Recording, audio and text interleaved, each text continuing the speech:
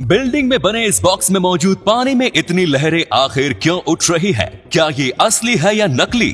और अगर आप पानी में डूब रहे हो तो आज एक ऐसा तरीका बताऊंगा जिससे आप खुद को डूबने से बचा सकते हो। जानने के लिए बने रहिए हमारी आज की इस वीडियो के साथ अंत तक। नंबर 1, 1890 में जब सिर दर्द की गोलियां नहीं हुआ करती थी, तब सिर दर्द दूर करने के लिए जिस बंदे को सिर दर्द होता था वो अपना सिर एक बर्तन में घुसाता था और उस बर्तन पर दूसरा बंदा हथौड़े से वार करता था। ऐसा कहा जाता है कि इससे जो वाइब्रेशंस पैदा होता था उससे सिर दर्द दूर हो जाता था। अब ऐसा सच में होता था या नहीं ये तो पता नहीं, पर ये बात जरूर है कि अगर हथौड़ा थोड़ा भी इधर उधर लग जाता तो सिर दर्द दूर होने के बजाय बंदा खुद दुनिया से दूर हो जाता। नंबर 2, अगर आप शिप या बोट में बैठकर कहीं जा रहे हो, तभी अचानक हादसा हो जाए और शिप डूबने लगे तो आपको स्विमिंग भी नहीं आती हो, तो फिर आप अपनी जान कैसे बचाएंगे?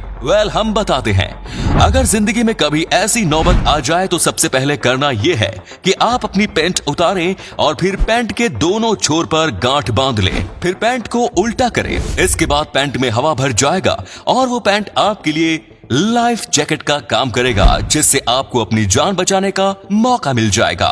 नंबर 3, समुद्र में पाई जाने वाली रिमोरा नाम की ये मछली शार्क की सवारी करती है। दिलचस्प बात यह है कि शार्क को इससे कोई प्रॉब्लम नहीं होती। इनफैक्ट शार्क खुद ये चाहती है कि रिमोरा मछली उसके ऊपर आकर बैठे, क्योंकि ये मछली शार्क पर बैठकर उसकी सफाई करती है, जिससे शार्क को फायदा होता है। और इसमें रिमोरा का फायदा ये होता है कि शार्क के साथ होने के कारण वो शिकार से बचे रहते हैं और उन्हें भी आसानी से भोजन मिल जाता है। नंबर 4, गुजरात के वडोदरा में एक शख्स ने एक गाय खरीदी, लेकिन इस गाय के आते ही उस मोहल्ले में कुत्ते काफी ज्यादा भौंकने लगे। कई रातों तक ये सिलसिला जारी रहा, जिसके बाद उस शख्स ने मामले को समझने के लिए अपने घर के पास एक सीसीटीवी कैमरा लगा दिया और फिर जब उसने अगली सुबह सीसीटीवी फुटेज चेक की तब उसके होश उड़ गए। उसने जो गाय खरीद कर लाई थी, उस गाय की गोद में एक तेंदुआ बड़े आराम से बैठा हुआ था। तेंदुआ हर रात इस गाय से मिलने आता था। जब उस शख्स ने अपनी इन्वेस्टिगेशन शुरू की तब पता चला कि इस तेंदुए की माँ बचपन में ही मर गई थी। इसके बाद इस गाय ने ही इसकी देखभाल की। यही वजह थी कि तेंदुआ हर रात उससे मिलने आता था। नंबर 5, आपने वीडियो की शुरुआत में जिस बिल्डिंग के बॉक्स में पानी की ऊंची लहरें देखी थी, अब चलिए आपको उस पानी की सच्चाई बताते हैं।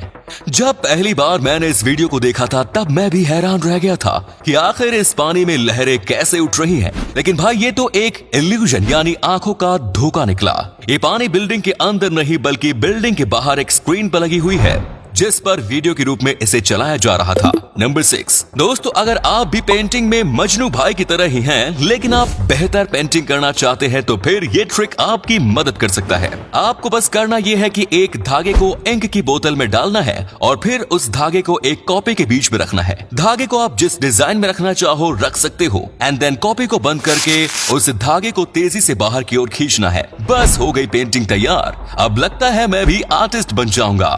नंबर 7, मेजर अब्दुल रहीम अफगानिस्तान की सेना में बॉम्ब डिस्पोजल एक्सपर्ट थे। एक दिन बॉम्ब डिफ्यूज करते वक्त बॉम्ब फट गया और अब्दुल को अपने दोनों हाथ खोने पड़े। बेहतर इलाज के लिए इन्हें इंडिया में कोच्चि के एक हॉस्पिटल में भर्ती कराया गया। यहीं टीजी जोसेफ नाम के एक शख्स का ब्रेन डेड हो चुका था। अब्दुल का इलाज करने वाले डॉक्टर सुब्रमण्या अय्यर ने जोसेफ के परिवार वालों से इजाजत लेकर जोसेफ का हाथ अब्दुल को लगा दिया। अब इन तस्वीरों में जोसेफ की पत्नी अब्दुल और उनका इलाज करने वाले डॉक्टर सुब्रमण्या को देख सकते हैं। Incredible India. नंबर 8, पूर्व प्रधानमंत्री इंदिरा गांधी ने 1973 में एक ऐसा टाइम कैप्सूल बनाने का फैसला किया जो फ्यूचर में 1000 साल बाद भारत के नागरिकों को भारत के प्राचीन इतिहास की जानकारी दे सके।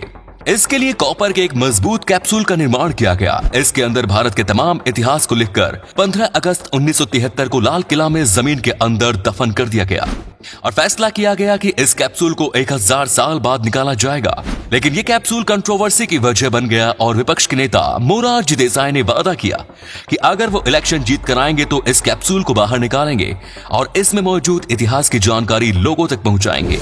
1977 में जब जनता पार्टी की सरकार बनी तो इस कैप्सूल को बाहर निकाला गया, लेकिन इसके अंदर मौजूद किसी भी इंफॉर्मेशन को पब्लिकली नहीं किया गया। कैप्सूल को बाहर निकालने के बाद इसका क्या हुआ इस बात का अभी तक किसी को पता नहीं चला। कैप्सूल को दफन करने में 8000 खर्च हुए थे, वहीं इसे निकालने में 60,000 रुपए खर्च हुए। नंबर 9, टॉम कुक और जॉय फिनी बचपन के दोस्त थे। दोनों 1992 से ही एक साथ लॉटरी खेलते आ रहे थे। इसी दौरान इन दोनों ने खेल खेल में ही एक वादा किया था कि यदि दोनों में से किसी को भी लॉटरी लगी तो विनिंग अमाउंट आधे आधे बांटेंगे। जिंदगी आगे बढ़ती गई और टॉम कुक और जॉय फिनी भी अलग अलग शहर में जा चुके थे। 2020 में टॉम कुक लॉटरी में 160 करोड़ जीत गए। इतने सालों बाद भी उन्हें अपने दोस्त को दिया हुआ वादा याद था। लॉटरी जीतते ही उन्होंने अपने दोस्त को फोन लगाया और वादे के अनुसार लॉटरी के पैसे आधे आधे बांट लिए।